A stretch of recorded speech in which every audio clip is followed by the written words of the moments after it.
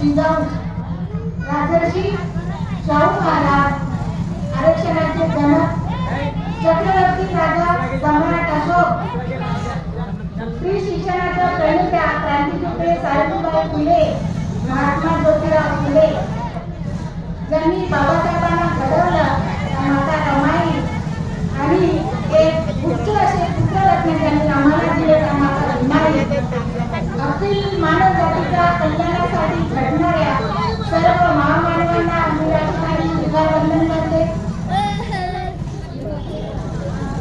आजच्या या भारतीय बौद्ध महासभा चिमूर यांनी आयोजित केलेल्या कार्यक्रमाचे सन्माननीय अध्यक्ष काकाजी वाघमारे सर, तसेच सन्माननीय किशोर नावदेते सर, रोशन सहारे सर, आजच्या कार्यक्रमाच्या प्रमुख मार्गदर्शिका सन्माननीय प्रज्ञाताई खोब्रागडे मॅडम, सन्माननीय सर्व विचार मंच आणि इथं उपस्थित असलेले तुम्ही माझ्या समोर बसलेले सर्व विचारवंत, मी तुम्हाला विचारवंतच म्हणणार कारण इथं बसलेले लोक हे साधारण नसतात,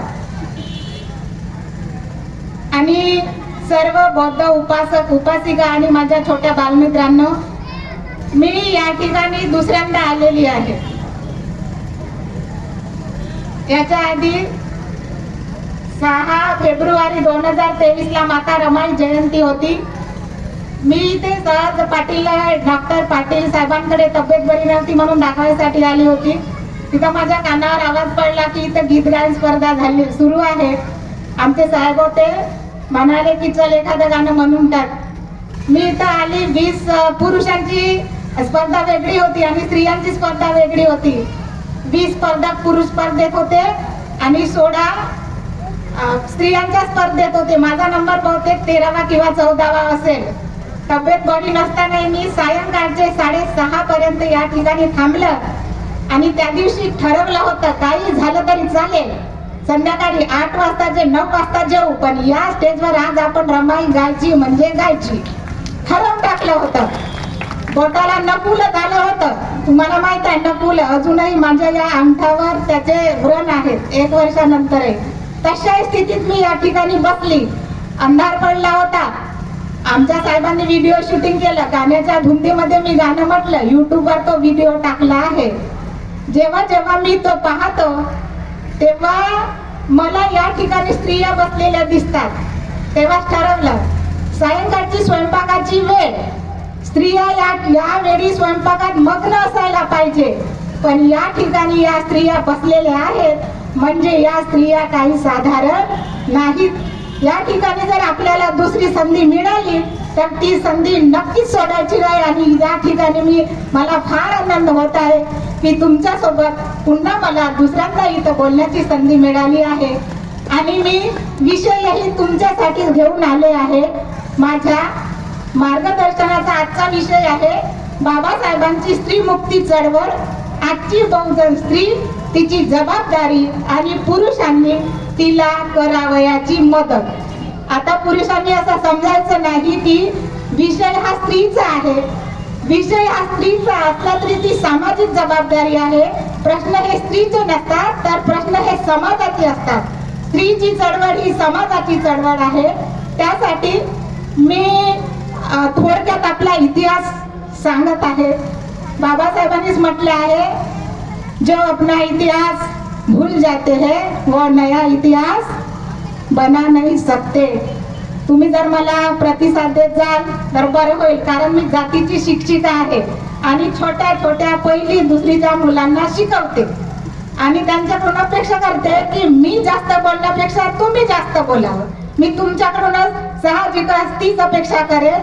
बाबासाहेबांनी काय म्हटलं आहे, जो अपना इतिहास भूल जाते हैं वो नया इतिहास बना नहीं सकते. शाबास. तर मी थोडासा पूर्व इतिहास सांगते. सिंधू संस्कृतीमधील स्त्री कशी होती आणि आतापर्यंत आपण कॅबिनेट पर्यंत कशा पोहोचलो, त्यामध्ये बाबासाहेबांचं योगदान काय आहे. तर सिंधू संस्कृती मधील स्त्री ही मुक्त होती, निर्बंध मुक्त होती, स्वतंत्र होती. तिला आपला पती मेल्यानंतर दुसरा पती करण्याचा अधिकार होता.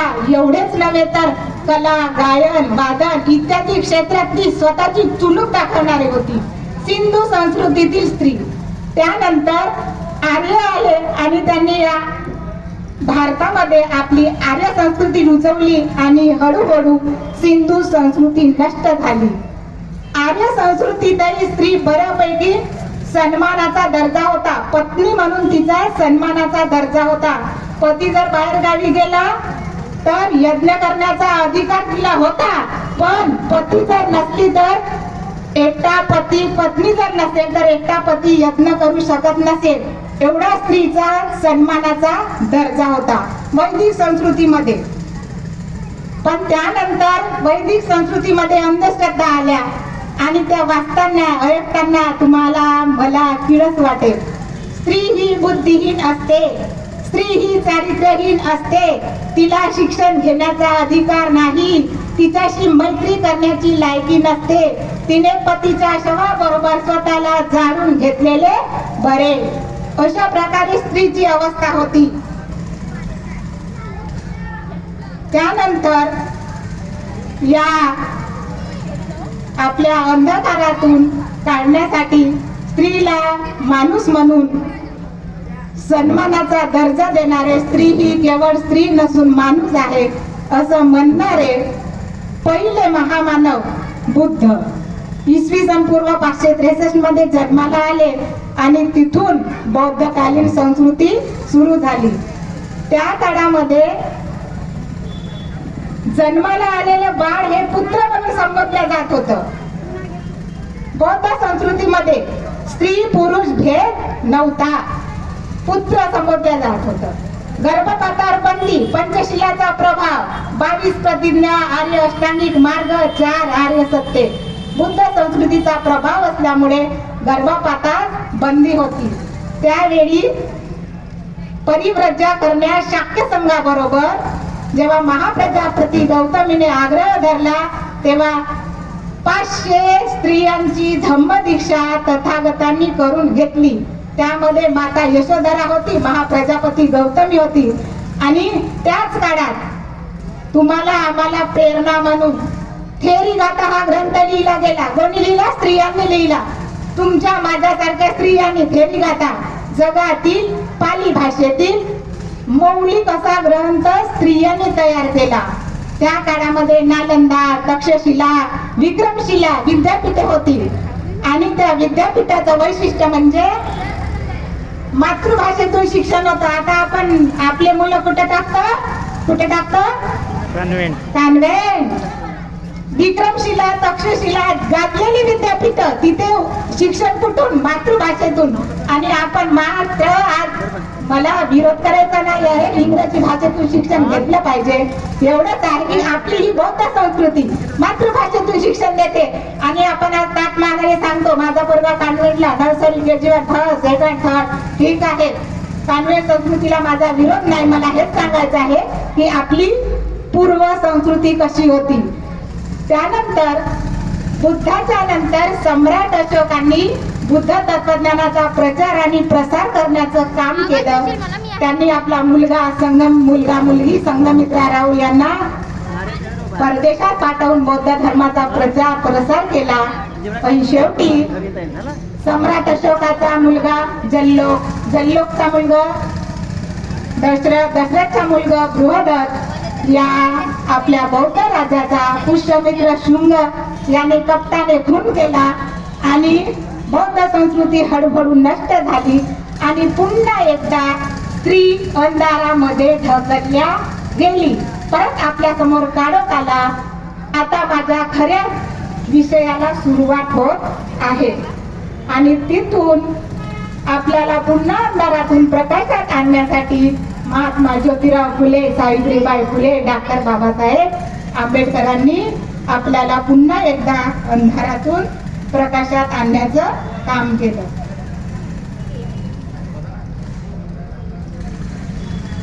त्याआधी मला सांगायचं होतं की बौद्ध संस्कृतीच्या आधी मनुस्मृती पण होती. न स्त्री स्वातंत्र्य अर्हती, स्त्रीला स्वातंत्र्य देण्याचा अधिकार नाही, स्त्री ही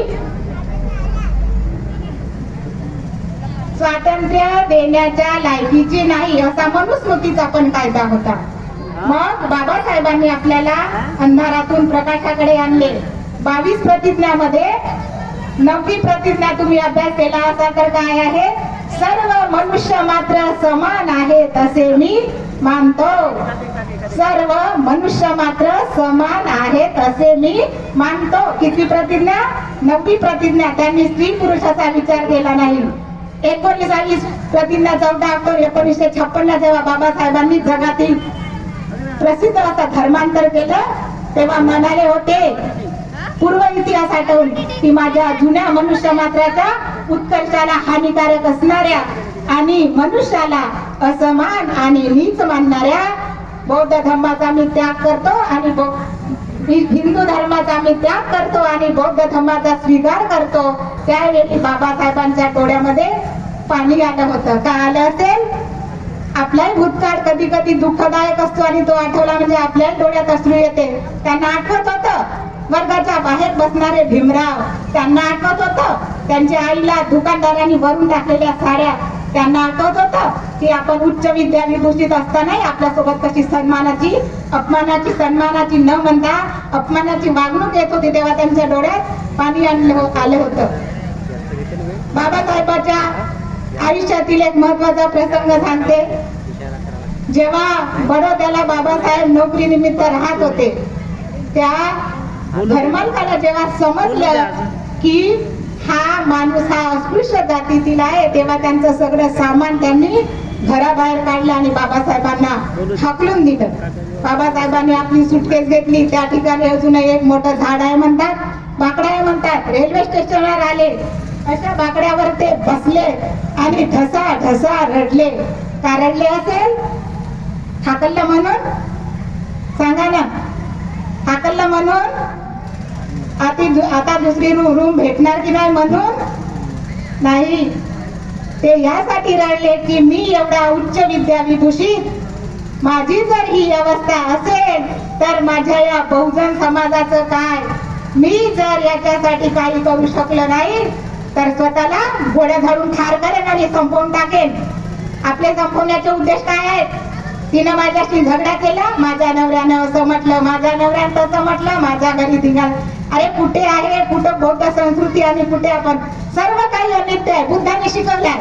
आज जो दिवस आहे तो उद्या असणार नाही. बरोबर आहे का? बदलणार आहे. आता मी बोलत आहे सायंकाळी काही वेगळी. कालचा निसर्ग तुम्हाला शिकवून गेला. काल मी 7:15 शाळेत जायला निघाली, असाही अंधार होता की घराच्या बाहेर पडायची हिंमत नाही. आज पहा कसा ढकलताच निघाला. मग निसर्ग जर इथून सुटला नाही तर आपण कोण? मग सर्व काही बदलणार आहे तर कशाला स्वतःला संपवता? काय गरज आहे? उपेक्षा. बुद्धाने शिकवली उपेक्षा. पारमिताचा अभ्यास करा. दान, शील, वीर्य, नैष्कर्म्य, अधिष्ठान, सत्य, शांती, करुणा, मैत्री, उपेक्षा. 4 लेकरं मातीत गाडणाऱ्या रमाईने बाबासाहेबांना घडवलं. याच्यापेक्षा उपेक्षेचं दुसरं उदाहरण असू शकेल? नाही. महामंगल सूत्रातले बुद्धाने सांगितले, कुटस्थ लोक धम्मेही चित्त यसज्ञ संपत्ती असो कवीर संखेम येतं मंगलम उत्तम. 8 प्रकारचा लोक स्वभाव, सुख, दुःख, मान, अपमान, निंदा, स्तुती, या कोणत्याही स्वभावाशी आपला संपर्क आला असता जो विचलित होत नाही हे त्याचे उत्तम मंगल आहे. एवढ्या साऱ्या शिकवणी असून आपण का बरं हा मार्ग निवडतो? बाबासाहेबांनी काय शिकवलं? यांच्यासाठी जर मी काही करू शकलो नाही तर स्वतःला गोळ्या झाडीन. आता गौराबडीची गोष्ट, शर्मिला ताई गजघाटे 8 दिवसापूर्वी त्या स्त्रीने स्वतःला फास लावून घेतला. मला विचार आला की बौद्धकालीन संस्कृती कशी होती, आता संस्कृती कशी आहे? का म्हणून आम्हा स्त्रियांना हा मार्ग अवलंबावा लागतो? याला जबाबदार कोण? बाबासाहेबांचे आपण अनुयायी आहोत. सर्व काही अनित्य आहे हे मान्य केलं पाहिजे. हे बदलणार आहे हेही मान्य केलं पाहिजे. त्यांनी सांगितलेल्या पारमिता आणि अष्टांगिक मार्ग याचा अवलंब केला पाहिजे. परत हिंदू कोड बिल बाबासाहेबांनी दिलं. स्त्री स्वातंत्र्याचा हक्काचा जाहीरनामा म्हणजे हिंदू कोड बिल. स्त्री स्वातंत्र्याचे नंदनवन म्हणजे हिंदू कोड बिल. पण बाबासाहेबांना शल्य याच वाटत होतं की ते हिंदू कोड बिलाचं समर्थन तर सोडा, पण स्त्रियांनी सुद्धा त्या हिंदू कोड बिलाला विरोध केला. एकदा बाबासाहेबांकडे स्त्रिया गेल्या आणि बाबासाहेबांना काय म्हणतात हिंदू कोड बिलाच्या संदर्भात, बाबासाहेब ते हिंदू कोड बिल चांगलं नाही आहे. बाबासाहेब म्हणाले, का वाचन केलं तुम्ही त्याचं? नाही. मग वाचन न करताच विरोध का? तेव्हा एक स्त्री अशी म्हणाली की माझा नवरा म्हणते तू जर त्या बिलाला विरोध केला नाही तर मी दुसरी बायको करेन. धमक्या मिळतात का तुम्हाला? यशा मिळतही असतील. स्त्री सुलभ स्वभाव आहे, कोणी सांगत नाही. हिंदू कोड बिलाला विरोध करणाऱ्या स्त्रिया बाबासाहेबांना त्याच शल्य टोचत होतो, पुरुष तर सोडा, पण हिंदू कोड बिलाला स्त्रियांनी सुद्धा विरोध केला आणि शेवटी ते बिल अमान्य झाल्यामुळे बाबासाहेबांनी त्या मंत्रीपदाचा सरळ राजीनामा देऊन टाकला. कारण त्यांच्यामध्ये ती करुणा होती, करुणेचा महासागर म्हणतात त्यांना. त्यासाठी मग बाबासाहेबांनी स्वतःच्या घरातूनच क्रांती केली. काय केलं? रमाईला शिकवलं सरळ. रमाई आणि बाबासाहेबांचा संवाद वाचन करावंच वाटत राहते. रामू तुला शिकलं पाहिजे. रमाई जरा अवघडली, स्वतःच्या घरातून क्रांती केली, दुसऱ्यांना काय सांगितलं. तुम्हीच एवढं शिकता तर मी कशाला शिकायचं आणखी? तसं नाही रमा, स्त्री शिकली पाहिजे, तिनं वाचन केलं पाहिजे, लेखन केलं पाहिजे, तिनं पुस्तके वाचले पाहिजेत. तुम्हीच तर एवढा अभ्यास करता, मी कशाला कर? तसं नाही ग रमा. जिच्या हाती पाण्याची दोरी ती जगाला उद्धारी असं म्हणतात ना. मग जिच्या हाती पाण्याची दोरी आहे ती जर शिकली, पुस्तके वाचू लागली तर ती योग्य दिशेने आपल्या बाळाला झोका देऊ शकेल. रमाने ठरवलं की बाबासाहेब म्हणतात ते खरं आहे. रमाई लिहायला लागली, वाचायला लागली, बाबासाहेबांना पत्र लिहायला लागली. ते सावित्रीबाईच्या सुद्धा बाबासाहेब रमाईला गोष्टी सांगायच्या की सावित्रीला ज्योतिरावांनी शिकवलं. मग रमाईला पण थोडस प्रेरणादायी भाषण वाटायचं बाबासाहेबांचं. ते बोलत तेव्हा रमाई अशी ऐकत राहायची. मग तिलाही वाटायचं की ज्योतिरावांनी सावित्रीला शिकवलं, बाबासाहेब मला शिकवत आहेत, मी का बरं मागे पाहू. रमाई अशा प्रकारे बाबासाहेबांकडून शिकली. बाबासाहेबांनी घरापासून क्रांती केली, ज्योतिरावांनी क्रांती घरातून केली. स्वतःच्या घरातून क्रांती केली, स्वतःच्या पत्नीला शिकवलं. तेव्हाच सावित्रीबाईंनी काव्य फुले, सुबोध रत्नाकर ग्रंथ लिहिला. तिथे ज्योतिरावांविषयी सावित्रीबाई काय म्हणतात? ज्याचेमुळे मी कविता रचिते. ज्योतिरावांच्या सन्मानार्थ खूप चांगल्या ओळी लिहून ठेवल्या आहेत. ज्याचेमुळे मी कविता रचिते, ज्याचे कृपे ब्रह्म आनंद चित्ते, ज्याचेमुळे बुद्धी मिळे सावित्रीस, प्रणाम करते त्या स्वामी ज्योतिबास. ब्रह्म आनंद चित्ते, ब्रह्म म्हणजे ब्रह्मा विष्णू महेश नाही, ब्रह्म म्हणजे उच्च दर्जाचा आनंद. ज्याच्यामुळे ब्रह्म आनंद चित्ते, ज्याचेमुळे बुद्धी मिळे सावित्रीस, प्रणाम करते त्या स्वामी ज्योतिबास. असं सावित्रीबाईंनी काव्य फुले या ग्रंथात लिहिलं आहे. त्यानंतर 27 डिसेंबर 1927 बाबासाहेबांचं क्रांतिकारी भाषण कोणाला उद्देशून? स्त्रियांना उद्देशून. का बरं स्त्रियांना उद्देशून केला असेल? कारण स्त्रीवर बाबासाहेबांची नितांत श्रद्धा होती. हे जे बोलत आहे मी ते बाबासाहेबांनी म्हटलेलं बोलत आहे. आता माझ्या मताचं काहीच नाही. 27 डिसेंबर 1927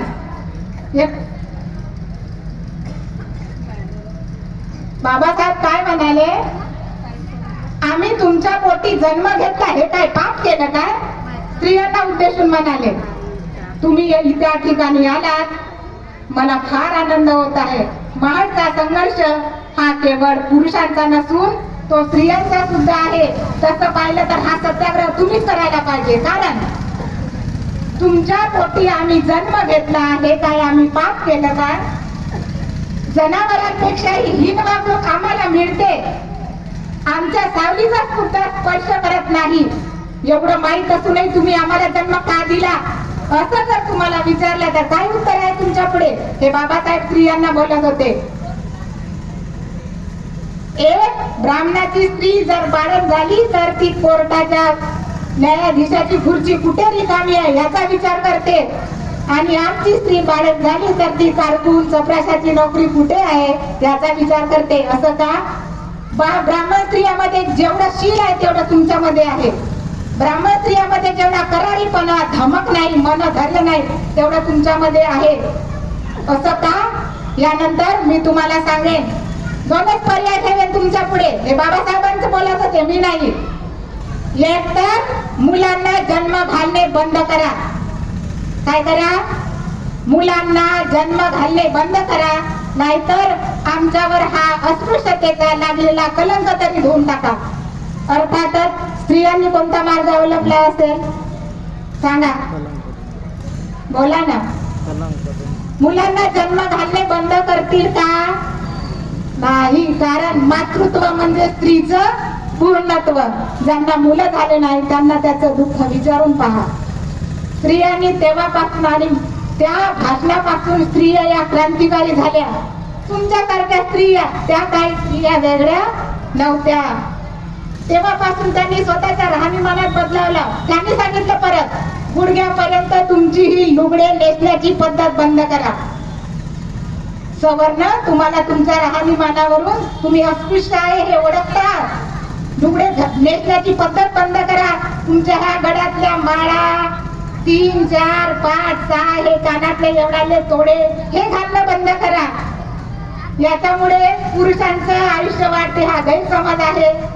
गळ्यात खूप घालल्यामुळे आपण खूप शोभून दिसतो हा तुमचा गैरसमज आहे. एक घाललं तरी चालते, शक्य होत असेल तर सोन्यातच घाला, आणि नसल घेणं होत तर घालूही नका. परंतु तुम्ही आपलं राहणीमान बदलावला पाहिजे. बाबासाहेब बोलत होते तेव्हा, आणि त्या स्त्रिया तेव्हा कशा झाल्या असतील बाबासाहेबांचं भाषण ऐकून. इतिहासात जाऊन पाहू आता.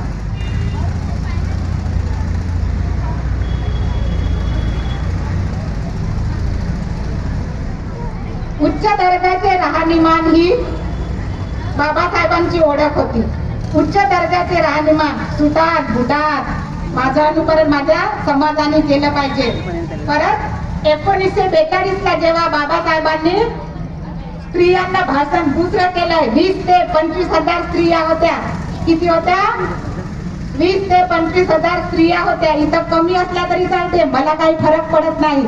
4 असल्या तरी चालते, पण त्या कामाच्या असल्या पाहिजे बस. आणि तुम्ही कामाच्या आहेत. माझा पक्का विश्वास आहे की तुम्ही कामाच्या स्त्रिया आहेत. तेव्हा बाबासाहेबांनी काय सांगितलं?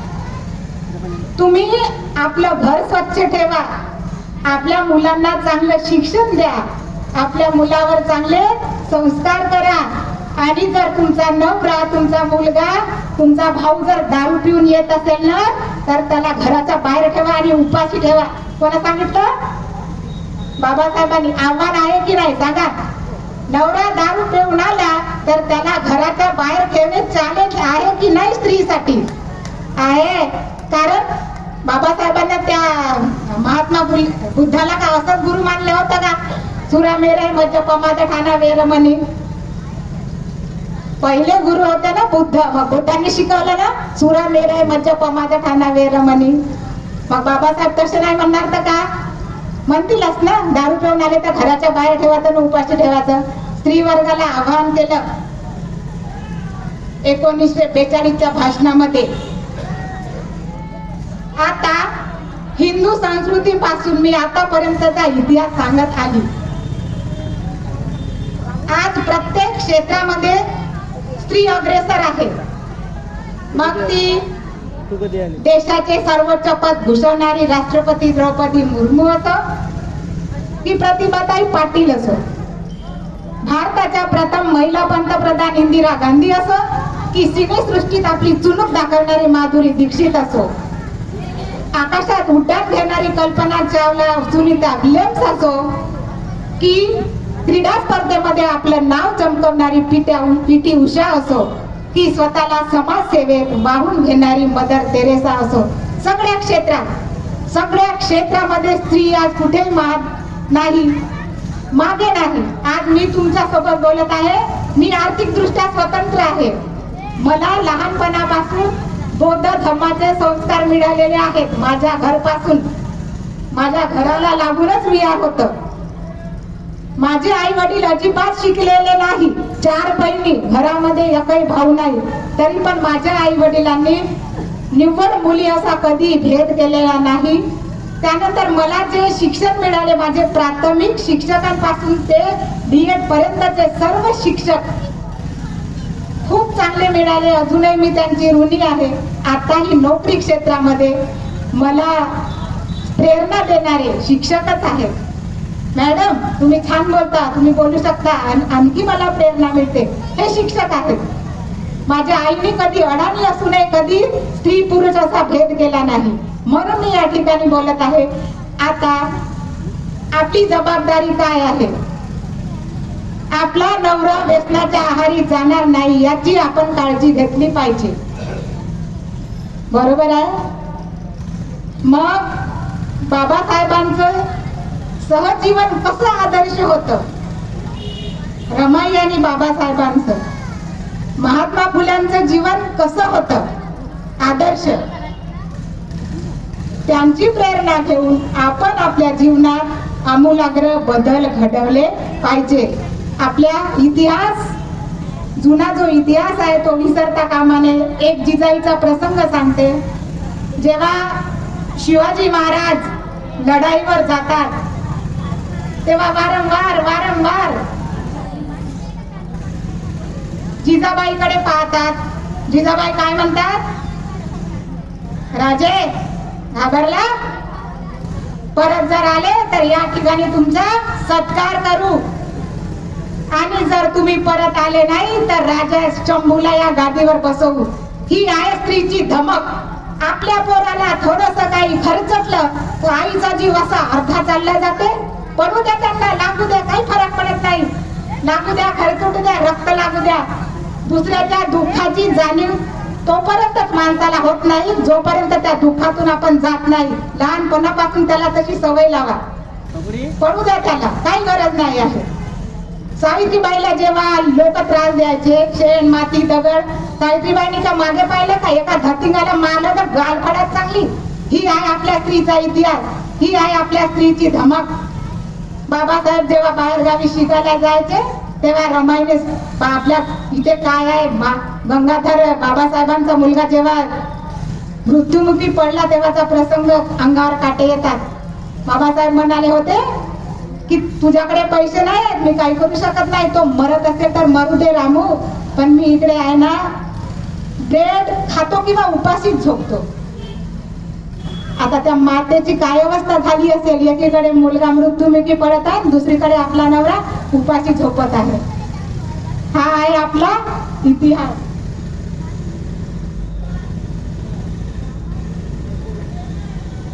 शेवटी मी एवढं सांगेन की सिंधू संस्कृतीपासून कॅबिनेट पर्यंत स्त्रिया पोहोचल्या. मग आपणही त्या स्त्रियांचा आदर्श घेऊन आपलं कुटुंब, आपला समाज, आपला देश घडवण्यासाठी मदत केली पाहिजे. आणि बाबासाहेबांनी सांगितल्याप्रमाणे स्त्री ही करू शकते. मी या ठिकाणी मला मिळालेली आहे, या ठिकाणी मला सन्मानपूर्वक बोलवलं. अखिल भारतीय बौद्ध महासभा, त्रिशरण महिला मंडळ, समता सैनिक दल पदाधिकारी या सर्वांनी मिळून हा अतिशय सुंदर आणि देखणा कार्यक्रम या ठिकाणी घडवून आणला. त्यांचे खूप खूप आभार मानते. मला इथं सन्मानपूर्वक बोलवलं, त्यांचे आभार मानते. आपण अतिशय शांतपणे, कमी का असेना, मला ऐकून घेतलं, तुमचे मी आभार मानते. काही चुका झाल्या असल्या मला क्षमा करावं अशी मी किमान तुमच्याकडून या ठिकाणी अपेक्षा करते. आणि या ठिकाणी मी थांबते. सर्वांना माझा मैत्रीपूर्ण जय हिंद.